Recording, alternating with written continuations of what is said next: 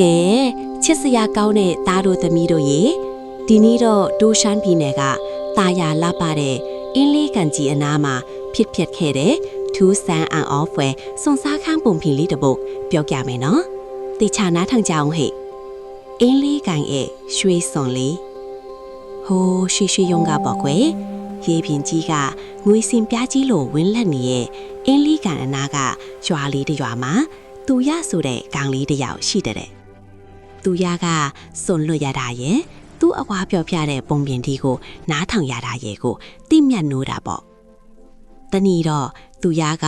အင်ခက်ခိုးပေါ်မှာပစ္စည်းတွေရှာဖွေရင်ဖုန်းတွေထူနေတဲ့တီတာအဟောင်းကြီးတစ်လုံးကိုတွေ့ပါလေရော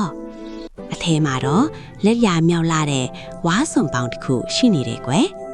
အဲ့ဒီစွန်ပေါင်လေးရဲ့အလဲမှာထူးထူးခြားခြားရွှေရောင်နေမင်းပုံတနံအမသားလေးတစ်ခုပါတာပေါ့သူရကဝမ်းတာအားရနဲ့အောက်ထက်ကိုပြည့်စင်းပြီးအပွားကိုသွားပြတော့အပွားကပြုံးပြီး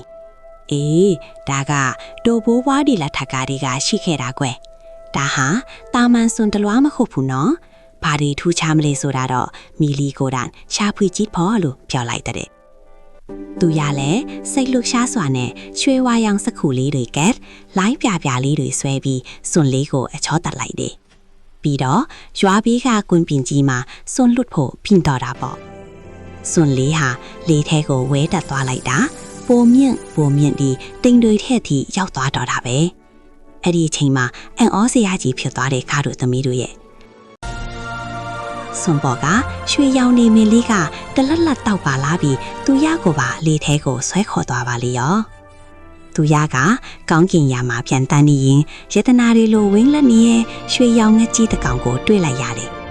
အဲ့ဒီငှက်ကြီးကငါဟာလေတွေရဲ့အဆောင်လျှောက်ပါလို့နှိပ်စက်ပြီးအခုဆိုရင်လေတွေဟာအားနေနေပြီးလေမရှိရင်မိုးမရွာနိုင်တော့ဘူးလို့ဒါကြောင့်ကိုကြီးပေးဖို့သူရကိုတောင်းဆိုလိုက်တယ်လေငှက်ကြီးကသူရကိုလေးပုတ်စာတစ်ခုပေးခဲ့တယ်ကောင်းကင်မှာအယောင်အမျိုးမျိုးနဲ့တခါလေးခုပေါ်လာပြီးအဲ့ဓာတွေကိုအစီအစဉ်တကျနှိပ်ပေးရမယ်တဲ့သူရကပညာရှိနဲ့အပွားပြောဖို့တဲ့တဘာဝတရားအကြောင်းကိုစဉ်းစားပြီးအနီရောင်နေမေးအစိမ်းရောင်တစ်ပင်အဖြူရောင်တိမ်တိုက်အဖျားရောင်မိုးဆက်ဆိုပြီးအစီအစဉ်ကြားနှိပ်လိုက်တတ်ပေါ့အဲ့ဒီအခါမှာပဲပြင်းထန်တဲ့လေပြင်းတွေတိုက်ခတ်လာပြီးကောင်းကင်ကြီးကဖြင်းလဲတက်ဝက်လာတော့တာပဲ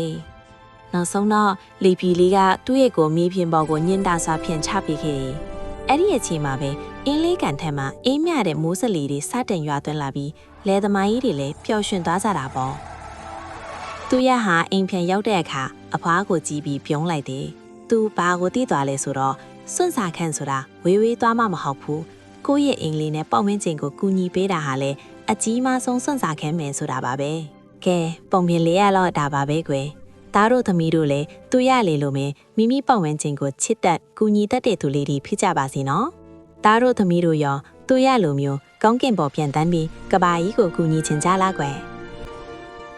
ဒီလိုပညာပေးဗဟုသုတဗီဒီယိုတွေကိုအမီးကြည့်ပြီးဆရာမတို့ရဲ့ channel လေးကို follow လုပ်ခဲ့ဦးနော်နောက်ဗီဒီယိုမှာတွေ့မယ် bye